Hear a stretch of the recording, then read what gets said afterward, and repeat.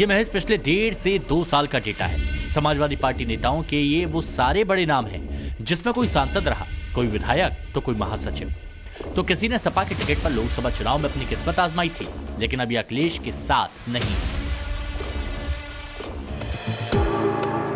Booth level, तहसील और district level पर भी बहुत सारे नाम ऐसे हैं जो सपा का दामन छोड़ चुके हैं, लेकिन उनके नाम हमने आपको नहीं बताए।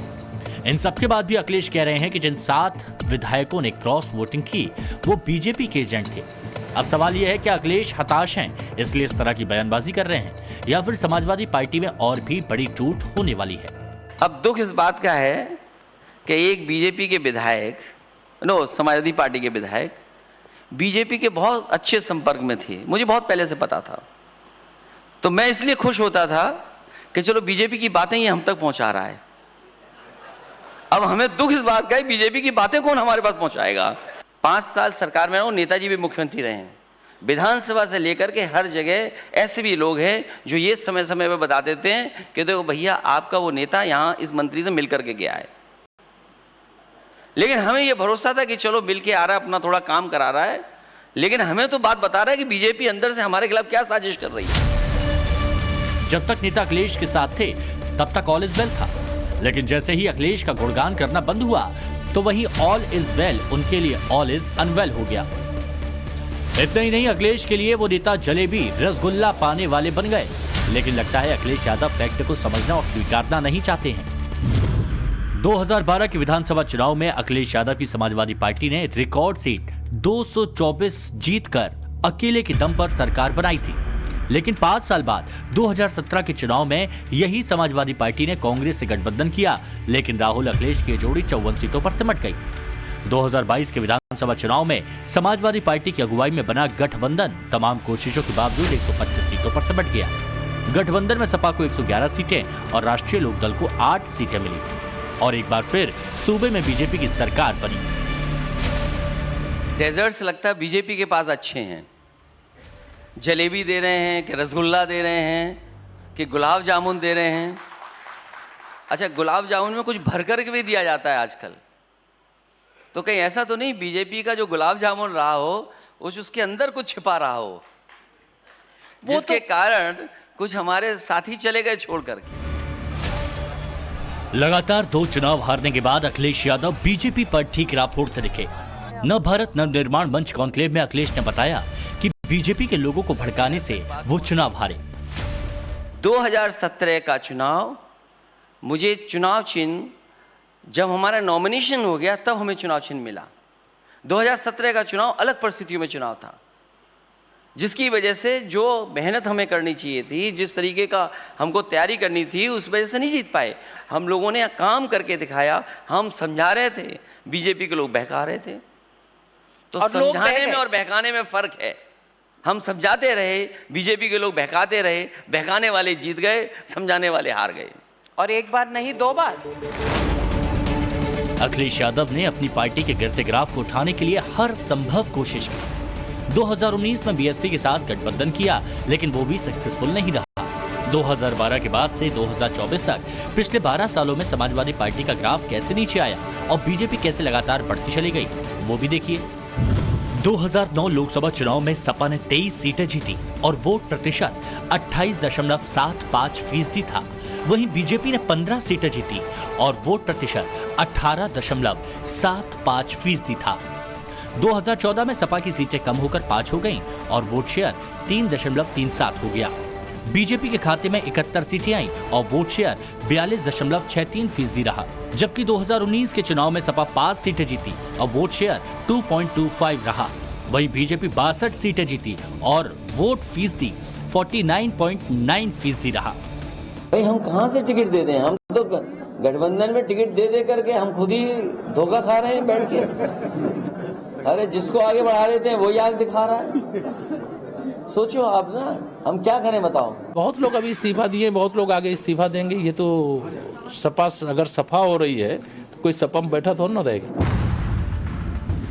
अब 2024 के लोकसभा इलेक्शन से पहले समाजवादी पार्टी में इतनी बड़ी फूट पड़ती दिख रही है, शायद अखिलेश इसी को नहीं पचा पा रहे हैं और हजम भी कैसे कर पाएंगे। दरअसल अखिलेश का टारगेट 2024 के चुनाव में अपनी लोकसभा सीटें 5 से ज्यादा करने का था, मगर कांग्रेस के साथ गठबंधन करने के बाद समीकरण ठीक नहीं दिखाई दे रहे। अखिलेश जिन सीटों पर अपनी जीत की श्योरिटी कर रहे थे, टूट के बाद उनकी कैलकुलेशन का गणित फेल हो गया। 2017 में समाजवादी पार्टी में बड़ा बदलाव हुआ। पार्टी की कमान अखिलेश के हाथों में आई। उम्मीद जताई गई कि पार्टी की परफॉर्मेंस और ग्राफ ऊपर की ओर जाएगा, लेकिन कमान संभालने के बाद पहली परीक्षा 2017 का विधानसभा चुनाव थी। लेकिन 2017 का चुनाव समाजवादी पार्टी हार गई। 2017 का निकाय चुनाव, 2019 का लोकसभा चुनाव, फिर 2022 का विधानसभा चुनाव भी समाजवादी पार्टी उम्मीद के मुताबिक परफॉर्म नहीं कर पाई। 2022 लोकसभा उपचुनाव में समाजवादी पार्टी आजमगढ़ और रामपुर सीट भी हार गई। 2023 के निकाय चुनाव में समाजवादी पार्टी बुरी तरह हारी। नगर निगम की 17 में से एक भी सीट सपा नहीं जीत पाई। नगर पालिका की 199 सीटों में से सपा को सिर्फ 35 पर जीत मिली। सपा मैनपुरी में भी चुनाव हार गई। नगर पंचायत की बात करें तो 544 में से महज 89 सीटों पर सपा अपना अध्यक्ष बनाने में कामयाब हो पाई। अखिलेश यादव लोकसभा चुनाव के लिए अब तक 31 उम्मीदवारों की लिस्ट जारी कर चुके हैं। सबसे सेफ सीट संभल पर शफीकुर रहमान बर्क को कैंडिडेट बनाया गया था, लेकिन अब बर्क के निधन के बाद मुश्किलें बढ़ गईं। अखिलेश के साथ अपनी पार्टी के नेता ही नहीं, बल्कि वो सहयोगी भी छोड़ते जा रहे हैं, जिनके दम पर मोदी को हराने के लिए ख्वाब सजाए बैठे हैं। 2019 लोकसभा चुनाव में मायावती के साथ गठबंधन किया, लेकिन अब साथ नहीं। 2022 में ओम प्रकाश राजभर साथ थे, लेकिन अब साथ नहीं। 2022 में आरएलडी के जयंत चौधरी के साथ गठबंधन किया, लेकिन अब जयंत की राहें जुदा लग रही हैं। राज्यसभा के चुनाव में आपने परिणाम देख लिया है। देखिए, जो अपने परिवार को नहीं संभाल पा रहे हैं, वो प्रदेश को क्या संभालेंगे। और मुझे लगता है कि यह प्रश्न हर व्यक्ति उनसे करेगा। अखिलेश से सब बिछड़ रहे हैं बारी बारी, लेकिन अखिलेश इन सब पर सेल्फ स्टडी करने की बजाय दोषारोपण कर रहे हैं। अखिलेश यादव अपनों से धोखा मिलने की बात कर रहे हैं, और ये दर्द नव भारत नव निर्माण मंच पर दिखाई दिया। नहीं, अभी दोस्ती क्या है, वो तो समाजवादी पार्टी ने उन्हें जिताया, दूसरे सदन में पहुंचा दिया। आप सोचिए, राज्यसभा कितने 37 पर बनते हैं राज्यसभा। और जब उनके विधायक मेरे पास आए थे तो मैंने उनसे कहा था कि मुझे छोड़ के बच जाना, और मैंने कहा हमारा साथ देना हमेशा। एक एक विधायक ने मुझे आश्वासन दिया था कि हम आपका साथ नहीं छोड़ेंगे। तो क्या देखा मैंने अभी, एक राज्यसभा उनको बनाया जिन पे 9 विधायक थे। 37 पर एक राज्यसभा बनता है, और वही 9 अगर आज हमारे पास होते तो आज समाजवादी पार्टी का राज्यसभा सांसद होता। आज लोग रंजन चुनाव नहीं हारते। जो अखिलेश यादवों को अपना कोर वोटर मानते हैं, वो भी उनसे दूर जा रहे हैं। सपा की राह आसान नहीं दिख रही। एक तो मुस्लिम वोट बैंक के खिसकने के डर से अखिलेश राहुल एक बार फिर साथ आ गए हैं, तो अपने परंपरागत वोट बैंक यादव तबके में भी खतरे की घंटी बजने लगी है। 2024 के इलेक्शन में यादव किस ओर जाएंगे, ये कहीं ना कहीं साफ हो गया। यादव मंच ने अखिलेश यादव से किनारा कर लिया। यादव मंच ने अखिलेश यादव को वोट नहीं करने का फैसला लिया। लखनऊ में यादव मंच की बैठक में यह फैसला लिया गया, और इसी मीटिंग में अखिलेश के कुनबे से किसी को नहीं बुलाया था। तो क्या अखिलेश इन्हें भी बीजेपी का डबल एजेंट बताएंगे? क्योंकि 2014 के बाद से सपा का कोर वोट धीरे धीरे घटता जा रहा है। यूपी के वो जिले जिन्हें जाटलैंड कहा जाता है, जहां मुलायम परिवार का नाम ही काफी था, लेकिन अब केंद्र की मोदी और यूपी की योगी सरकार के आने के बाद नैरेटिव बदल चुका है। आजमगढ़, रामपुर, कन्नौज जैसी सीटों पर बीजेपी का कब्जा हो चुका है।